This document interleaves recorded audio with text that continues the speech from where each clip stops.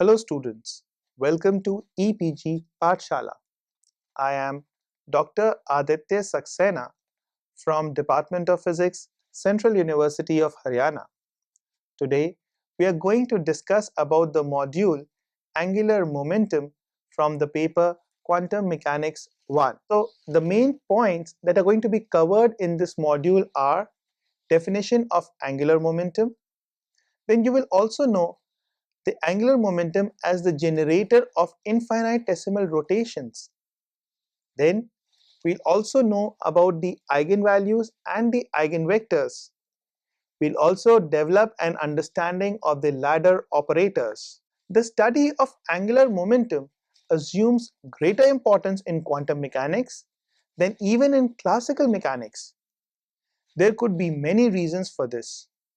In the first place, you know from the study of Stern-Gerlach experiment that the angular momentum is quantized. Second is the observation of the existence of the intrinsic spin, angular momentum, of elementary particles like electrons, protons, etc. Thirdly is the fact that the importance of periodic motions envisaged as motion in a closed orbit involving angular momentum. A thorough understanding of angular momentum is, therefore, essential in atomic, molecular,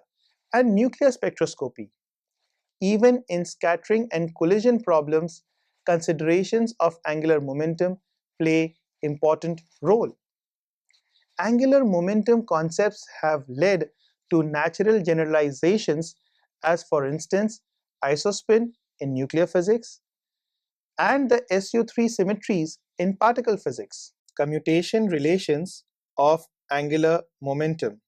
Now, according to classical mechanics, the definition of the orbital angular momentum of a particle about the origin O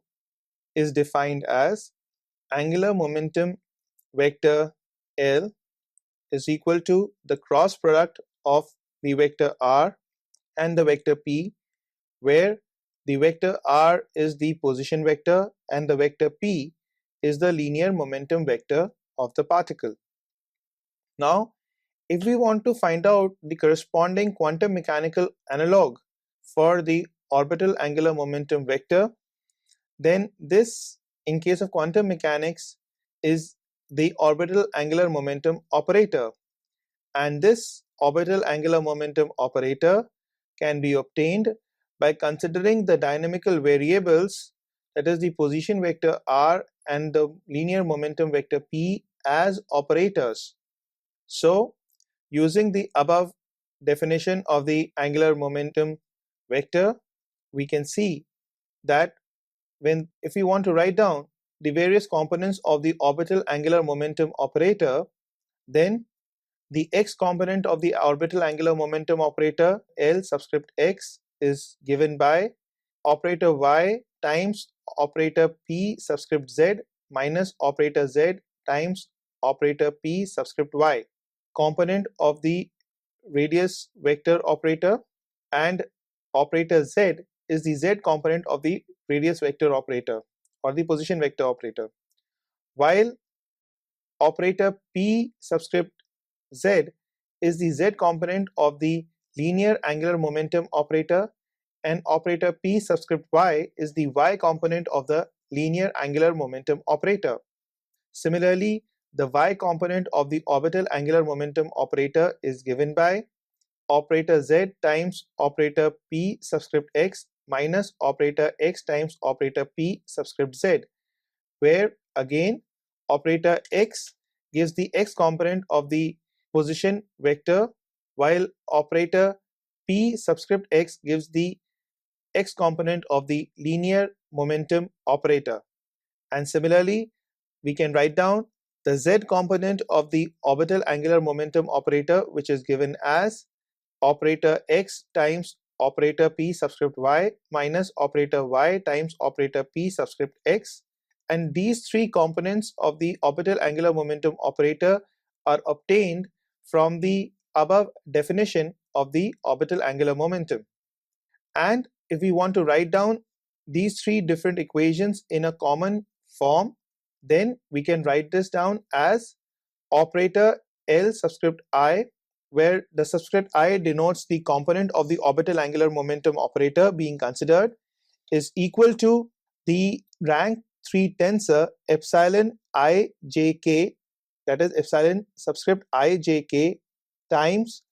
operator x subscript j times operator p subscript k, where the operator xj takes the value x subscript 1 and so on, depending upon the value that j takes, and operator p subscript k takes the value operator p subscript 1 and so on, depending upon the value that k takes. And the third rank 3 tensor epsilon ijk basically gives the indices ijk, where the index I corresponds to the component of the orbital angular momentum operator, index j corresponds to the component of the position vector operator, and index k corresponds to the component of the linear momentum operator. And using the commutation relations between the position vector operator xj and the linear momentum vector operator pj, that is, if we have the commutation relation operator x subscript I and operator p subscript j, then this commutation relation is equal to iota times h cross times delta ij, where h cross is h by 2 pi and h is the Planck's constant, and delta ij is the Kronecker delta, where if the index I is equal to index j, then it gives a 1, otherwise it gives the value 0. Thus, from these relations, one can show that the commutation relation for the operator x subscript I and the operator x subscript j is equal to 0. One can also show that the commutation relation of the operator L subscript I and the operator L subscript j is equal to iota times h cross times epsilon subscript ijk whole times operator L subscript k. And also one can show that the commutation relation of the square of the angular momentum operator, orbital angular momentum operator, with its k component, that is the commutation relation of operator L square with operator L subscript k is equal to 0, where the index k takes the value 1, 2, 3, and where the square of the orbital angular momentum operator, operator L square, is equal to operator L subscript x square plus operator L subscript y square plus operator L subscript z square, where operator Lx, operator Ly, and operator L subscript z are the x, y, and z components of the orbital angular momentum operator. Rotations in coordinate space. Angular momentum as generators of infinitesimal rotations. Now let us analyze the connection of the angular momentum operators with rotations in space by considering the change in representation when coordinate system S, x, y, z is rotated about the z-axis to the system S prime with origin O and the coordinates x prime, y prime, z prime by an angle theta. That means that supposing if we have an original coordinate system denoted by the coordinate system S, having its origin at O and having the coordinate axis x, y, and z, and if this coordinate system is rotated through an angle theta about the z axis so that the origin remains unchanged, and the new coordinate system S prime is denoted by the coordinate axes x prime, y prime, and z prime, where z prime and z are identical, then for such a rotation, if we have a position vector denoted by position vector r having coordinates x, y, and z in the S coordinate system, this position vector r will transform under this rotation to the position vector r prime, as a function of coordinates x prime, y prime and z prime in the s prime coordinate system, where the new coordinates are given by the relation x prime is equal to x times cos theta plus y times sin theta, where x and y are the coordinates of the original coordinate system, that is S, and theta is the angle of rotation from the original x-axis in the xy plane towards the y-axis. Similarly, y prime, that is the coordinate in the new coordinate system S prime, is given by minus x times sine theta plus y times cos theta, where, as mentioned earlier, x and y are the coordinates of the original coordinate system, that is S, and theta is the angle of rotation, while z prime turns out to be equal to z since the rotation was effected about the z-axis, so the z-axis remains invariant. Now, the wave function psi prime describing the rotated state having the position vector r prime must be equal to the original wave function psi having the position vector r, that is, the wave function psi prime as a function of position vector r prime should be equal to the wave function psi as a function of position vector r, generator of infinitesimal rotations. Now, the example that we were just considering regarding rotation in coordinate space about the z-axis from the coordinate system S having origin O and coordinates x, y, z to the coordinate system S prime having origin O and coordinates x prime, y prime and z prime, undergoing a rotation theta in the xy plane from the x-axis. If we substitute for the position vector r prime, assuming that the rotation given by the angle theta is infinitesimally small, we can write the wave function in the new coordinate system, that is psi prime as a function of coordinates x prime, y prime and z prime as psi prime as a function of x plus y theta, then coordinate y minus x theta and coordinate z. And this should be equal to the wave function psi as a function of coordinates x, y, z in the original coordinate system. So here what we have done is that the equations for x prime and y prime, we have, assuming that our theta is infinitesimally small, sine theta has been approximated as theta, while cos theta has been approximated as 1. It is, however, more convenient to replace x by x minus y theta and y by y plus x theta on both sides, which will yield the result psi prime as a function of coordinates x, y and z is equal to the wave function psi as a function of coordinates x minus y theta, comma, y plus x theta, comma, z.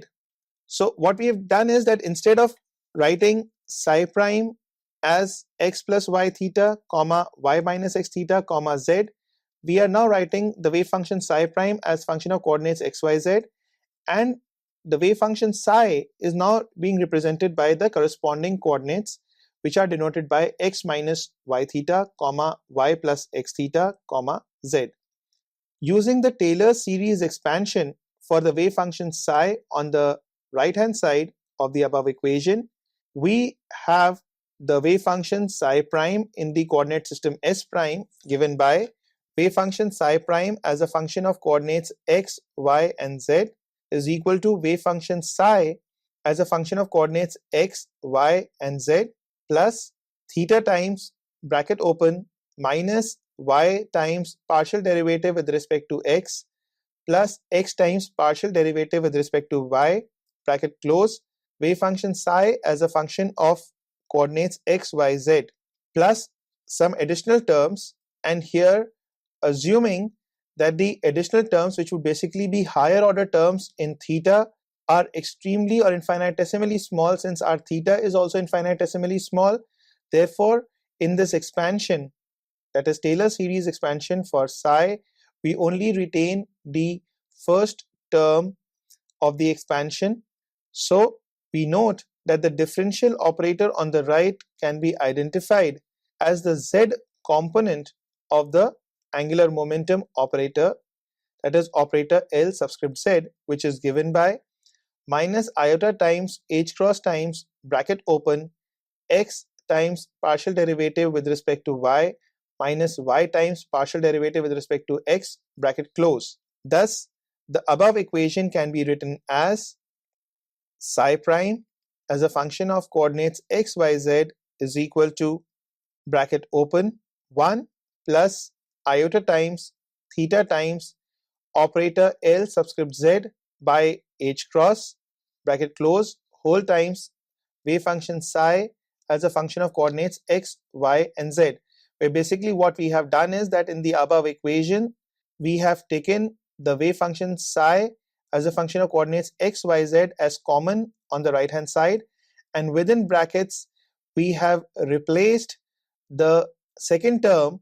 with the z component of the angular momentum operator, doing the necessary transformation and thereby showing that the z component of the orbital angular momentum operator, that is operator L subscript z by h cross, plays the role of the generator of infinitesimal rotations, adopting general view of angular momentum. Now, the example that we just discussed regarding the rotation of a coordinate system with coordinates x, y, z to a coordinate system S prime having coordinates x prime, y prime, and z prime undergoing a rotation of angle theta about the z axis with the origin remaining unchanged, we can generalize this result to the rotations that is along the unit vector n, and the general result can be written as the wave function psi prime as a function of position vector r is equal to 1 bracket open 1 plus iota times theta times unit vector n dot orbital angular momentum vector L whole upon h cross bracket close times psi as a function of position vector r. And for rotation through a finite angle theta, we can sum up the series and can express the final result as given by psi prime as a function of position vector r is equal to exponential to the power within brackets iota times theta times unit vector n dot L vector upon h cross, where unit vector n, where we have taken the scalar product of the unit vector n and the orbital angular momentum L, this whole times the wave function psi as a function of position vector r. Important point that one needs to note over here is that the origin of the commutation relation lies in the geometric properties of rotation in three-dimensional space, and that these relations are very general, including the relations for the x component, the y component, and the z component of the orbital angular momentum operator denoted by operator L subscript x, operator L subscript y, and operator L subscript z, which may be considered as a special case. So one can adopt a more general view, and then one can use the symbol operator J for the angular momentum operator with the components of the orbital angular momentum operator or the total angular momentum operator given by operator Jx, operator J subscript y, and operator J subscript z, which are correspondingly the x, the y, and the z component of the orbital angular momentum or the total angular momentum J. Adopting a more general view, we can use the symbol operator J to denote the total angular momentum operator having the components operator J subscript x, operator J subscript y, and operator J subscript z, where operator J subscript x is the x component of the total angular momentum vector, operator J subscript y is the y component of the total angular momentum operator, and operator j subscript z is the z component of the total angular momentum operator. And using these components, one can also define the commutation relations for the total angular momentum operator j. So the commutation relation for the total angular different components of the total angular momentum operator j are given by commutation relation of the operator j subscript x and operator j subscript y is equal to iota times h cross times operator j subscript z, where operator j subscript x is the x component, operator j subscript y is the y component, and operator j subscript z is the z component of the total angular momentum operator respectively. Similarly, the commutation relation between the y and the z component of the total angular momentum operator is given by operator commutation relation of operator j subscript y and operator j subscript z is equal to iota times h cross times operator j subscript x, and the commutation relation for the z and the x component of the total angular momentum operator, that is commutation relation for operator j subscript z and operator j subscript x, is given by iota times h cross times operator j subscript y, where operator j subscript y is the y component of the total angular momentum operator.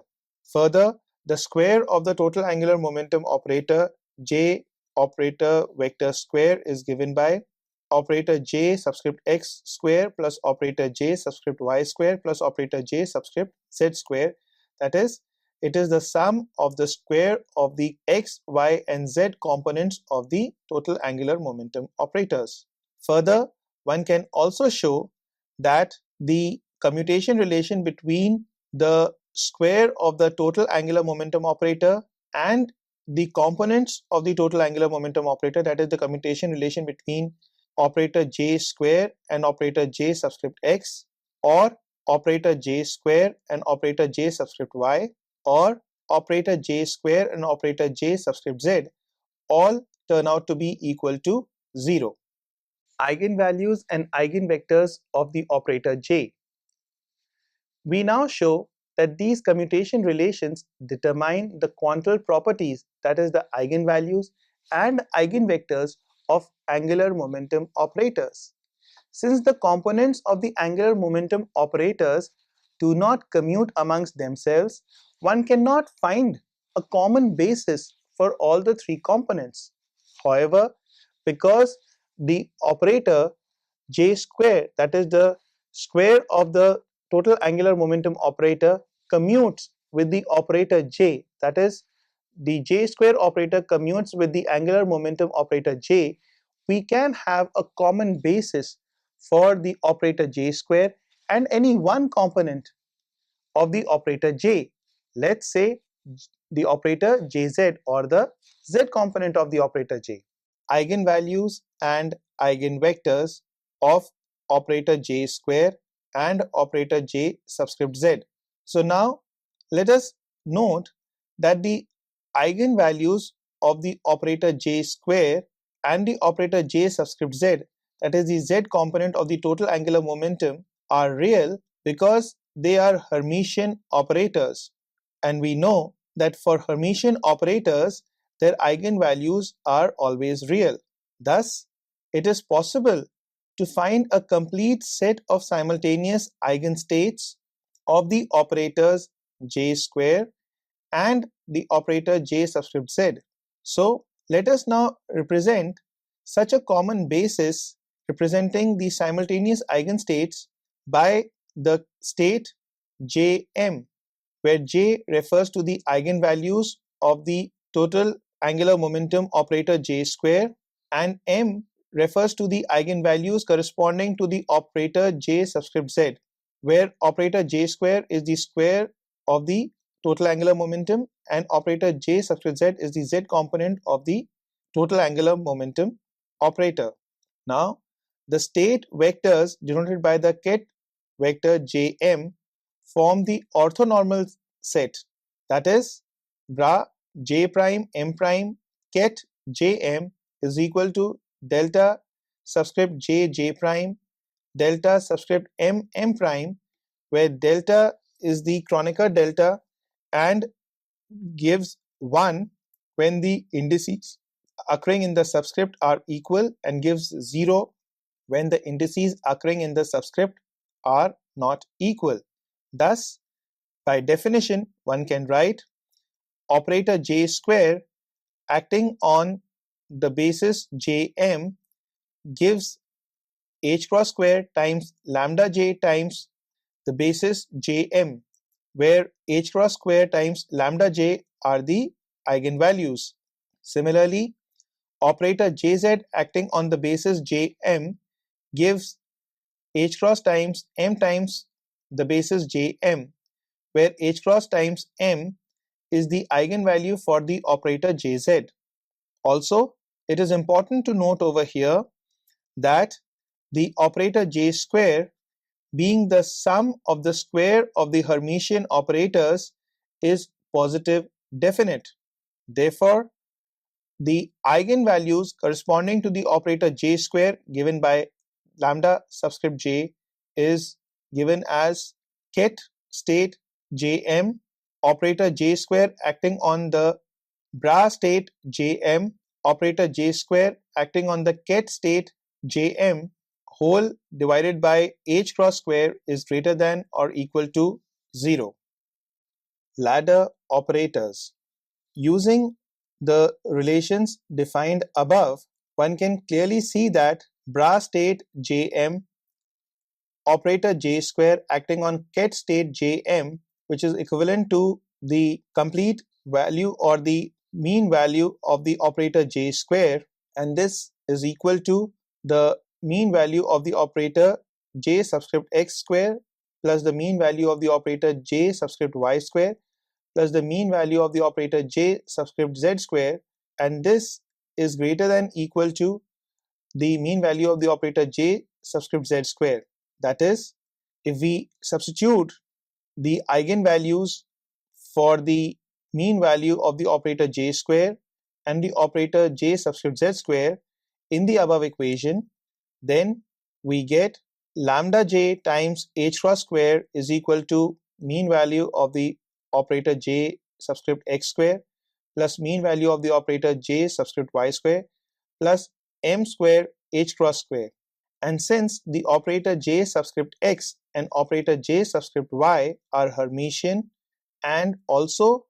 that the operator j subscript x square and the operator j subscript y square are positive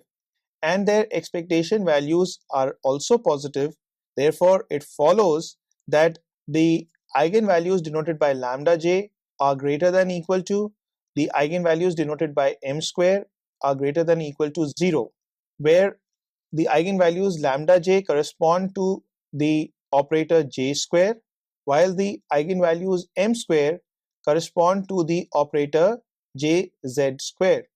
Now the next step is to introduce what are called the ladder operators. So let us now define two operators as operator j subscript plus is equal to operator j subscript x plus iota times operator j subscript y, and operator j subscript minus is equal to operator j subscript x minus iota times operator j subscript y. The commutation relations given above can be easily expressed as the commutation relation of operator j subscript z with the operator j subscript plus is equal to h cross times operator j subscript plus. Similarly, the commutation relation of operator j subscript z with operator j subscript minus is given as minus h cross times operator j subscript minus. And using the above relations, one can also write the commutation relation for operator j subscript plus and operator j subscript minus given as twice h cross times operator j subscript z. So one can note over here that the operator j subscript plus and operator j subscript minus are not Hermitian operators, but instead operator j subscript plus dagger, that is the adjoint of operator j subscript plus, is equal to operator j subscript minus, and similarly the adjoint of operator j subscript minus, that is operator j subscript minus dagger, is equal to operator j subscript plus. As a result, we now express operator j square equal to operator j square subscript x, operator j square subscript y plus operator j subscript z square, and this is equal to operator j subscript minus operator j subscript plus h cross times operator jz plus operator j subscript z square, and this can then be written as, using the above results, operator j subscript plus times operator j subscript minus h cross times operator j subscript z plus operator j subscript z square. Effect of operator j subscript plus and operator j subscript minus on the state Jm. Now, since we have seen that operator j subscript plus and operator j subscript minus are not Hermitian operators, but operator j subscript plus and operator j subscript minus both commute with the operator j square, it is therefore easy to show that operator j square acting on operator j subscript plus acting on the state Jm gives h cross square times lambda j times operator j plus acting on the state m. Similarly, operator j square acting on operator j minus acting on state Jm gives operator h cross square times lambda j times operator j minus acting on state Jm. Now, the operator j subscript z, that is the z component of the total angular momentum operator, acting on the operator j plus or operator j minus acting on the state Jm, can be worked out as operator j subscript z acting on operator j plus acting on the state Jm is equal to operator j plus acting on operator j subscript z plus h cross times operator j plus whole within bracket acting on the state Jm, and this gives us the result within brackets m plus 1 times h cross times operator j plus acting on the state Jm. Similarly, operator j subscript z acting on operator j subscript minus acting on the state Jm can be given as operator j subscript minus acting on operator jz minus h cross times operator j minus the whole within bracket acting on the state Jm, and this turns out to be equal to within brackets m minus 1 whole times h cross times operator j minus acting on the state Jm. From these two relations for the operator j subscript plus and operator j subscript minus and the operator jz acting on them for the state psi for the state Jm, one can see that operator j subscript plus acting on the state Jm is an eigenvector of the operator j subscript z with eigenvalues within brackets m plus 1 whole times h cross, whereas the operator j subscript minus acting on the state Jm is the eigenvector with eigenvalues m minus 1 whole times h cross for the eigenvector j subscript z. Using both these relations, one can then conclude that operator j plus acting on the state Jm produces a state j comma m plus 1, while operator j minus acting on the state Jm yields the state j comma m minus 1. It is therefore possible to write operator j plus acting on state Jm is equal to c subscript Jm dagger c subscript Jm plus superscript plus times h cross times state j comma m plus 1,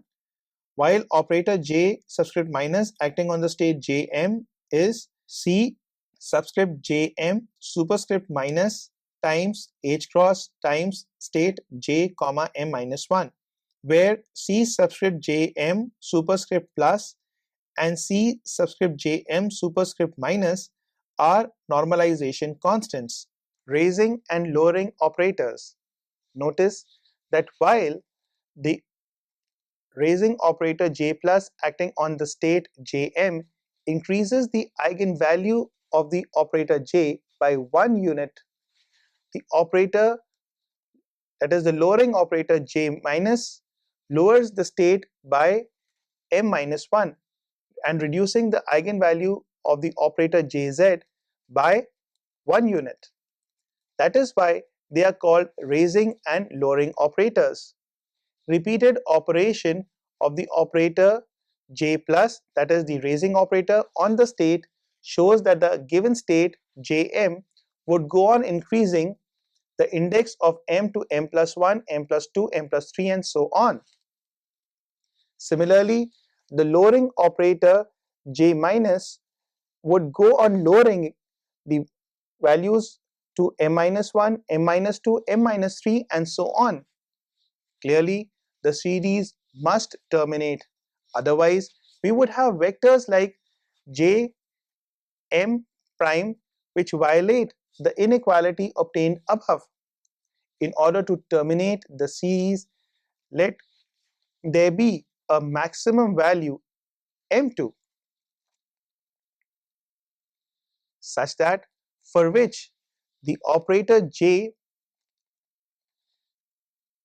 plus acting on the state J M2 is equal to 0. Similarly, for a minimum value M1 such that when the lowering operator J minus acting on the state J M1 gives a 0. So, applying the lowering operator to the first and the raising operator J plus to the second, we get J minus M2 times within brackets M2 plus M1 is equal to 0 and lambda J minus M1 times M1 minus 1 within brackets equal to 0. Eliminating the value of lambda J from these two equations, we find that M2 plus M1 times within brackets M2 minus M1 plus 1 is equal to 0. Since M2 is greater than or equal to M1, the only possible solution is M1 is equal to minus M2. As the maximum value that M2 can take is J, we have M2 minus M1 equal to twice of J, where twice of J is a non-negative integer and therefore J can take the values 0, half, 1, 3 by 2, 2 and so on. Eigenvalue spectrum of angular momentum. Thus, for a given value of J, the permitted values of M lie between minus J is less than equal to M is less than equal to J. That is, M can take values from J, J minus 1, J minus 2 to so on to 0 to minus J plus 1 and minus J. Now, substituting for M subscript 2 in the equation that we have discussed above, for lambda subscript J, we get lambda subscript J is equal to J times within brackets J plus 1, and as seen before, M can take the values from minus J to plus J with each value differing from the other value by an integer. Finally, we get the result operator J square acting on the state Jm yields H cross square times J plus 1 within brackets whole times state Jm, where H cross square times J plus 1 is the eigenvalue corresponding to the eigenvector J square and the eigenstate Jm, while the operator Jz acting on the state Jm yields H cross times M times state Jm, where H cross times M is the eigenvalue for the eigenvector operator Jz acting on the eigenstate Jm. Thus, we have obtained the eigenvalue spectrum of the angular momentum operator J. by starting from the commutation relations between the different components of the total angular momentum operator and using the basic postulates of quantum mechanics. It is remarkable to note over here that the half integral values of the angular momentum J have emerged from this general treatment in a natural way. And as we know from before, that the half integral values of the angular momentum J are associated with the spin of the particles. So students, now let us summarize what we have learned in this module. Firstly, we learned how to define the orbital angular momentum operator and write down the commutation relations between its components. Having done that, we could then identify the angular momentum as a generator of infinitesimal rotations in three-dimensional space. Then, from this, we gathered the knowledge of the origin of commutation relation and realized that the origin of computation relations lies in the geometric properties of rotations and the need to generalize the definition of angular momentum. We also showed that the commutation relations determine the quantal properties of the angular momentum, that is, the eigenvalues and eigenvectors of the angular momentum operator. And then we also learned the significance of ladder operators, or what are also called as the raising and lowering operators, and we found out that for these operators we have to define the upper and the lower limit. Thank you.